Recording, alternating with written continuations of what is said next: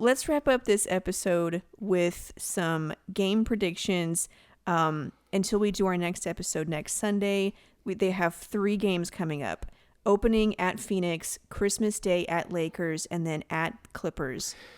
This has got to be the toughest opening 3 games in Mavs history. In NBA history. I mean, seriously, I've never seen opening a 3-game lineup on the road like this, which is only the second time in like the last 12. I don't remember what the stat was. For the Mavs? Yeah, for the Mavs. Okay. It doesn't happen very often. Yeah. And for it to be a much better Phoenix team, and the Mavs struggled with Phoenix, period. Yeah, they did. They did. So a much better Phoenix team. The Lakers, obviously, who got better somehow. And the Clippers. And so the Clippers, yeah. The Mavs would be... And the Clippers with Paul George, who has his same trainer from his MVP season. That season he won. Oh, the one he won MVP? He won MVP. He's got that I forgot trainer about back. What year did he win? You know, I kept Googling it, and I just couldn't find it. They might have forgot. Yeah. As long as they don't start the season 0-3, yeah. I think that's a win. Yeah. Just get one out of these 3. I mean, I'm not saying they're not as good as these teams, but it's really hard to go on the road in any team, but especially when they're really, really good. A home opener for one team. Mm-hmm.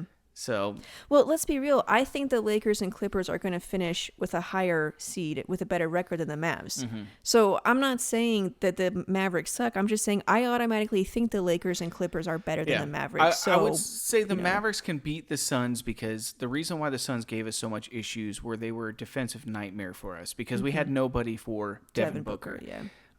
And with Josh Richardson, hopefully that provides some resistance there. Mm-hmm. Let's hope Chris Paul falls off the Is cliff old. and he turns into Cliff Paul. Yeah.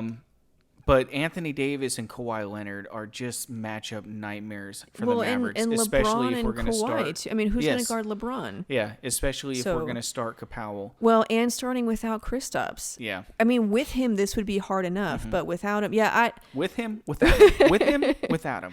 So I'm going to say, I want to say 2-1, but 1-2 would be great. I wouldn't be surprised by 1-2, and again, I wouldn't be surprised at 0-3. Yeah, I'm hoping that doesn't happen, and I'm not saying I don't have any faith in them. I'm not trying to trash the roster. This doesn't have anything to do with my thoughts on free agency and all that crap. I'm just saying, a tough. Yeah, schedule. It's just a tough schedule. What did free agency have to do with this? Well, if I let my feelings on free agency roll into you think they're going to lose every cynical, game of the season? And I don't feel that way. I hate their free agency plan, but I am generally positive about the season. Yeah. Anyway, so I would say 1-2. 1-2, but if they go 0-3, it's not the end of the world. Okay, Christmas Day though, what do you think is going to happen there? Lakers, Mavs. Well, obviously, I'd love the Mavericks to win, but do you expect a big game from Luka? Are we at the point where Luka in big games we don't have to worry about? Yes. Okay, it wasn't like Monte, who I love. Monte, don't kill me. I love or Monte. Chandler Parsons. But in big games, Monte not. And I know people are. Well, what about the playoffs against playoffs? San Antonio is different than when you're going against Golden State. Yeah. And back then, Golden State was great. Yeah. Monte struggled against the high market teams. Mm-hmm.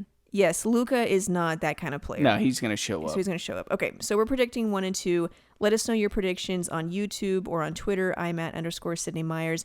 That's all I have for this episode. We'll, check back in a week and see how the Mavs did and where they're at. I don't think that if they start poorly with these 3 games, I don't think that says too much about their season. It's just a really tough opening.